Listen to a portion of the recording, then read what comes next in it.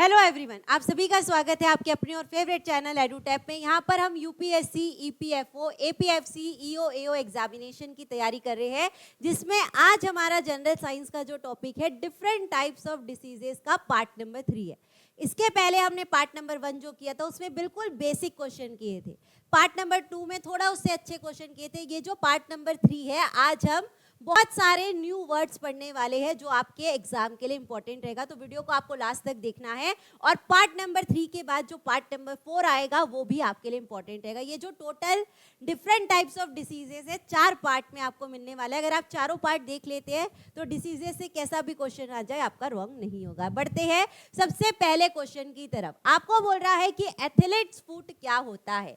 ठीक है, इतना तो हमें क्वेश्चन से समझ आ रहा है कि ये पैर में, फुट में होने वाली एक डिसीज है। तो एथलीट्स फुट जो होता है, क्या वो बैक्टीरिया के इन्फेक्शन से होता है, वायरस के इन्फेक्शन से होता है, फंगस से होता है, कि न्यूट्रिशन की डेफिशिएंसी से होता है? तो आपको याद रखना है कि जो एथलीट्स फुट है वो फंगल स्किन इन्फेक्शन है।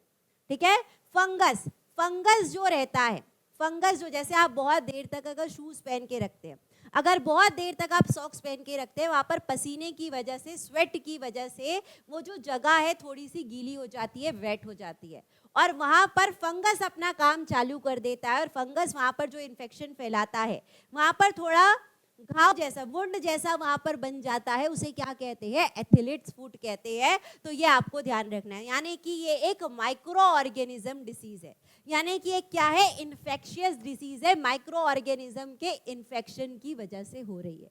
ठीक है, आगे बढ़ते हैं, नेक्स्ट क्वेश्चन में आते हैं। Which of the following is a sexually transmitted infection?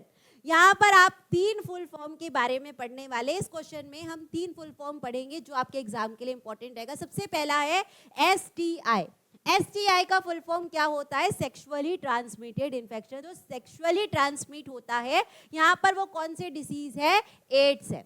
हमने देखा था कि जो ट्यूबरकुलोसिस है बैक्टीरिया से होता है, मलेरिया जो होता है प्रोटोजोआ से होता है, और वो कौन सा प्रोटोजोआ है? प्लाज्मोडियम। मलेरिया कौन से प्रोटोजोआ से होता है? प्लाज्मोडियम। ये मोस्ट इंपॉर्टेंट क्वेश्चन है। और जो सेक्सुअली ट्रांसमिट होता है वो कौन सी डिसीज है? एड्स डिसीज है। तो यहाँ पर 2 फुल फॉर्म आपके लिए और इंपॉर्टेंट रहेंगे। सबसे पहला एड्स का acquired immuno deficiency syndrome. Acquired immuno deficiency syndrome. अब ये एड्स जो है एक वायरस से फैलता है, ये एक वायरल इन्फेक्शन है। तो कौन से माइक्रो ऑर्गेनिज्म से एड्स होता है? वायरस से होता है। वो कौन सा वायरस है? HIV virus. वो कौन सा वायरस है? HIV virus, human immuno deficiency virus. Human immuno deficiency virus, ये आपको याद रखना है। तो यहाँ पर हमने 3 फुल फॉर्म पढ़े हैं जो आपके एग्जाम के लिए इंपॉर्टेंट रहेंगे। अब ये जो एड्स फैलता है, किस किस चीज़ों से फैलता है? अगर मदर को एड्स है तो जो चाइल्ड का बर्थ होता है, ब्रेस्ट फीडिंग की वजह से चाइल्ड में भी एड्स जा सकता है। अगर जिस पर्सन को एड है, अगर आपने वहाँ पर जो निडल यूज़ की है, तो अगर आप हेल्दी पर्सन में वही निडल लगाते हैं तो भी एड्स फैल सकता है। ठीक है, कंटेमिनेटेड फूड और वाटर से फैल सकता है, सेक्सुअल कांटेक्ट से फैल सकता है। तो ये आपको ध्यान रखना है कि जो एड्स है वो कौन से वायरस से होता है? एचआईवी वायरस से होता है। आगे बढ़ते क्वेश्चन नंबर 3 में आते हैं। Beri is cause due to deficiency of. अब हमने पार्ट नंबर 1 और पार्ट नंबर 2 में ऑलरेडी कुछ विटामिन के बारे में पढ़ा है। तो यहाँ पर बेरी एक क्या है? डेफिशिएंसी डिसीज है। जो कौन से विटामिन से होती है ये आपको बताना है। तो विटामिन B12 का केमिकल नेम क्या है? सबसे पहले हम देख लेते हैं, साइनोकोबालामाइन। B12 का केमिकल नेम आपको याद रखना है, साइनोकोबालामाइन।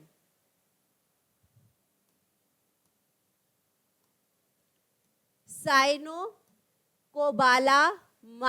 और इसकी वजह से जो होता है, कौन सी डिसीज होती है? अनीमिया डिसीज होती है। अब अनीमिया क्या है? खून की कमी। अगर आपकी बॉडी में जो हीमोग्लोबिन की रेंज है वो 12 से कम है तो आपको इसका मतलब अनीमिया हो गया है, आपके बॉडी में आयरन की कमी है, यानी कि B12 की कमी है।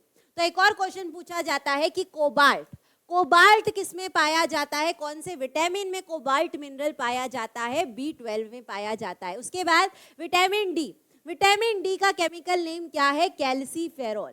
विटामिन डी का केमिकल नेम क्या है? कैल्सीफेरॉल है, जिसकी वजह से कौन सी डिसीज होती है? रिकेट्स होती है, हमारे बोन्स जो है वो वीक हो जाते हैं। विटामिन सी का जो केमिकल नेम है वो क्या है? एस्कॉर्बिक एसिड है, एस्कॉर्बिक एसिड। और इसकी वजह से जो होता है स्कर्वी डिसीज होती है, आपके मसूड़ों से जो खून आता है, मुंह से स्मेल आती है, उसको वो कौन सी डिसीज है? स्कर्वी डिसीज है, किसकी वजह से होती है? Vitamin C. और विटामिन सी पर क्वेश्चन पूछा जाता है कि जब पेंडेमिक आता है, जैसे कि कोरोना के टाइम, जब भी पेंडेमिक वगैरह की जो भी चीजें रहती है, डॉक्टर्स जो रहते हैं विटामिन सी लेने को कहते हैं। विटामिन सी क्या करता है? हमारी इम्यूनिटी बढ़ाता है। विटामिन सी क्या करता है? हमारा इम्यूनिटी पावर बढ़ाता है। लेकिन अब क्वेश्चन में आते हैं कि जो बेरी बेरी डिसीज है, बेरी बेरी डिसीज क्या होता है? जिसमें आपके मसल्स वीक हो जाते हैं। जहां पर आपके मसल्स वीक हो जाते हैं वो किसकी वजह से होता है? विटामिन बी1 की डेफिशिएंसी से होता है। यहाँ पर हमने लिखा है बोन्स वीक होते हैं, ये दोनों में आपको कंफ्यूज नहीं होना है। जहां पर बोन्स वीक होते हैं वो विटामिन डी है, जहां पर मसल्स वीक होते हैं वो विटामिन बी1 है। उसे क्या कहते हैं? बेरी बेरी डिसीज कहते हैं। विटामिन बी1 का केमिकल नेम क्या है? थायमिन। अब जब भी कोई राइस है, जब वो खेतों से आता है तो उसे पॉलिश किया जाता है। तो जब राइस को पॉलिश करते हैं उसमें से जो बी1 है वो विटामिन जो है नष्ट हो जाता है, वो विटामिन पूरी तरीके से लॉस हो जाता है। तो अगर आप बार बार पॉलिश किया हुआ राइस खाते हैं तो आपके शरीर में भी, आपके बॉडी में भी बी1 की कमी हो जाती है, और जिसकी वजह से आपको बेरी बेरी डिसीज होती है। तो ये छोटे छोटे जो क्वेश्चन मैंने आपको बताए हैं आपके एग्जाम के लिए इंपॉर्टेंट रहेंगे। आगे बढ़ते हैं, क्वेश्चन नंबर 4 में आते हैं। आपको बोला है कि टीटनेस, टीटनेस जो है वो कौन से पैथोजन से होता है, यानी कि कौन से माइक्रो ऑर्गेनिज्म से होता है, यानी कि ये भी एक इन्फेक्शियस डिसीज है। तो टीटनेस आपको याद रखना है वो कौन से माइक्रो ऑर्गेनिज्म से होता है? बैक्टीरिया से होता है। और वो कौन सा बैक्टीरिया है? Clostridium टिटैनी, clostridium टिटैनी। इसमें क्या होता है कि आपके इम्यून सिस्टम थोड़ा वीक हो जाता है, आपका नर्वस सिस्टम बराबर काम नहीं करता है, और टीटनेस के लिए अभी इंजेक्शन आ चुका है। अगर टीटनेस डिसीज हो गई है तो आप क्या कर सकते हैं? उसे क्योर कर सकते। तो बैक्टीरिया से क्या होता है? टीटनेस होता है। और वो कौन सा बैक्टीरिया है? क्लोस्ट्रीडियम टिटैनी, आपको याद रखना है। यहाँ पर मैंने आपको कहा था कि आज हम कुछ नए वर्ड सीखेंगे जो आपके एग्जाम के लिए इंपॉर्टेंट रहेंगे। तो इतना सिंपल नहीं आएगा कि टीटनेस कौन से पैथोजन से होता है, बैक्टीरिया से होता है। क्वेश्चन पूछेगा कि टीटनेस कौन से बैक्टीरिया से होता है? क्लोस्ट्रीडियम टिटैनी। ठीक है, आगे बढ़ते क्वेश्चन नंबर 5 में आते हैं। What type of disease is Alzheimer? ये आपका मोस्ट इंपॉर्टेंट क्वेश्चन है, मोस्ट इंपॉर्टेंट क्वेश्चन। अब एल्जाइमर क्या होता है? ये एक जेनेटिक डिसऑर्डर है क्या? नहीं है। ये क्या है? डीजनरेटिव न्यूरोलॉजिकल डिसीज है, यानी कि यहाँ पर आपका पूरा सेंट्रल नर्वस सिस्टम जो है वीक हो जाता है। अब सेंट्रल नर्वस सिस्टम क्या होता है? सेंट्रल नर्वस सिस्टम यानी कि हमारा ब्रेन और हमारा जो स्पाइनल कॉर्ड है, ब्रेन और स्पाइनल कॉर्ड मिलकर क्या बनाते हैं? सेंट्रल नर्वस सिस्टम बनाते हैं। अगर आपको अल्जाइमर डिसीज होती है, यानी कि आपका पूरी तरीके से या तो मेमोरी लॉस हो जाएगा, या आप कुछ चीज कहीं रखते हैं और भूल जाते हैं, यानी कि आपको क्या हो गया है? डिमेंशिया हो गया। ठीक है, डिमेंशिया जो होता है ओल्ड एज में होता है। डिमेंशिया जो होता है ओल्ड एज में होता है, ये आपको ध्यान रखना है। ठीक है, तो यहाँ पर जो अल्जाइमर है वो क्या कर रहा है? हमारे सीएनएस सिस्टम को वीक कर रहा है, सेंट्रल नर्वस सिस्टम को वीक कर रहा है, हमारे ब्रेन को, हमारे स्पाइनल कॉर्ड को। जो मेमोरी लॉस होती है, जो डिमेंशिया होता है, वो कब होता है? ओल्ड एज में होता है। तो अल्जाइमर हमारा क्या है? डीजनरेटिव न्यूरोलॉजिकल डिसीज है। आगे बढ़ते क्वेश्चन नंबर 6 में आते हैं कि निमोनिया जो है वो कौन से बॉडी पार्ट को अफेक्ट करता है? ठीक है, तो निमोनिया जो है वो कौन से बॉडी पार्ट को अफेक्ट करता है? लंग्स को, ये आपको याद रखना है। और लिवर हमने क्या पढ़ा था कि लिवर को कौन अफेक्ट करता है? Hepatitis B. लिवर जो है किससे अफेक्ट होता है? हेपेटाइटिस बी से अफेक्ट होता है, ये आपको याद रखना है, इंपॉर्टेंट क्वेश्चन है। अब निमोनिया क्या है? जैसे सिंपल सी सर्दी खांसी हो जाती है, लेकिन ये ज़्यादा अफेक्ट करती है। अगर आपका सोर थ्रोट हो रहा है, आपका गला बैठ जा रहा है, आपको सर्दी हो रही है, आपको खांसी हो रही है, आपको फीवर आ रहा है, फीवर के साथ आपको ठंड लग रही है, अगर ये बच्चों में होता है तो थोड़ा डेंजरस रहता है, बड़ों में भी होता है, ओल्ड एज में भी होता है। तो निमोनिया डायरेक्ट हमारे लंग्स को अफेक्ट करता है। आगे बढ़ते हैं, क्वेश्चन नंबर 7 में आते हैं। आपको बोला है कि यहाँ पर कौन सी ऐसी डिसीज है, which of the following disease affect the nervous system? जो हमारे नर्वस सिस्टम को अफेक्ट करती है। जैसे हमने अभी अल्जाइमर देखा था जो हमारे सेंट्रल नर्वस सिस्टम को अफेक्ट कर रही थी, तो यहाँ पर एक ऐसी डिसीज है जो नर्वस सिस्टम को अफेक्ट करती है, पोलियो।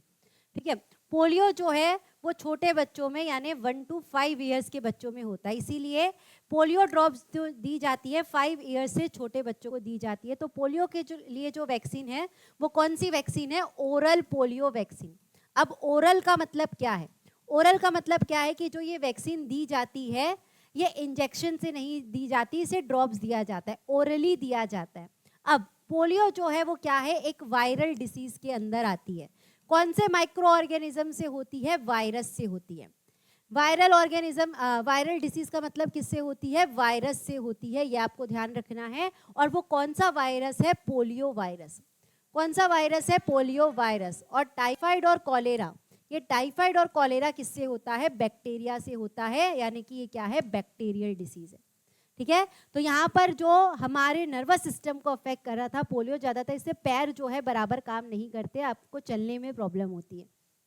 क्वेश्चन नंबर 8 में आते हैं, the causative organism of typhoid. Typhoid जो होता है कौन से ऑर्गेनिज्म से होता है और उसका नाम क्या है? जैसे एक हमने अभी करा था क्लोस्ट्रीडियम टिटेनी। यहाँ पर ये जो टॉपिक है आपके लिए इंपॉर्टेंट है। आज मैंने आपको स्टार्टिंग में ही कहा है कि हम कुछ ऐसे वर्ड्स पढ़ने वाले हैं एडवांस लेवल के कि जो आपके एग्जाम के लिए इंपॉर्टेंट रहेंगे। तो टाइफाइड जो होता है बैक्टीरिया से होता है, ये एक बैक्टीरियल डिसीज है। कंटेमिनेटेड फूड और वाटर से ये फैलता है और उसके लिए कौन सा बैक्टीरिया रिस्पॉन्सिबल है? Salmonella typhi. कौन से बैक्टीरिया की वजह से होता है? Salmonella typhi. और क्लोस्ट्रीडियम टिटेनी टिटनेस, ये आपको याद रखना है।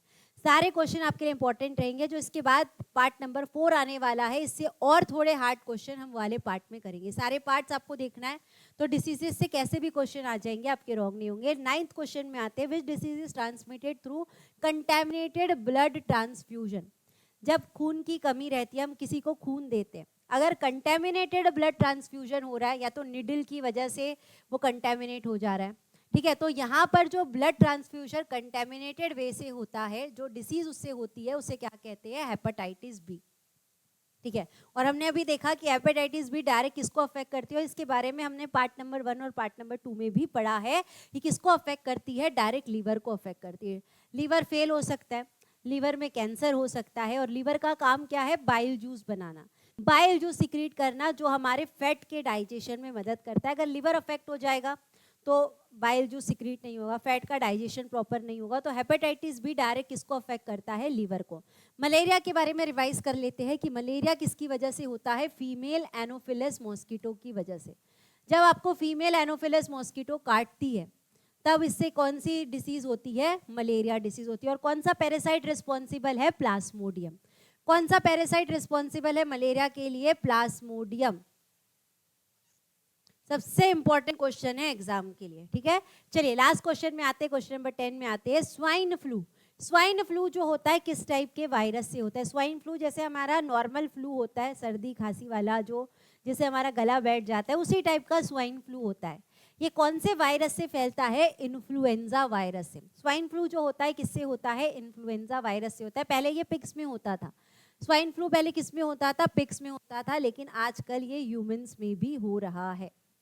ठीक है, तो इसका आंसर हमारा क्या हो जाएगा? ऑप्शन नंबर ए हो जाएगा। तो ये थे हमारे पार्ट नंबर 3 के क्वेश्चन। हमने पार्ट 1, पार्ट 2, पार्ट 3 में थोड़े लेवल बढ़ाकर क्वेश्चन सॉल्व किए। पार्ट नंबर 4 जो आएगा वो इससे थोड़ा हार्ड रहेगा, लास्ट पार्ट रहेगा, जिससे आपका डिसीजेस वाला टॉपिक पूरा कंप्लीट हो जाएगा। ठीक है, तो आज के लिए बस इतना ही। आप सभी को thank you, bye, take care and all the best.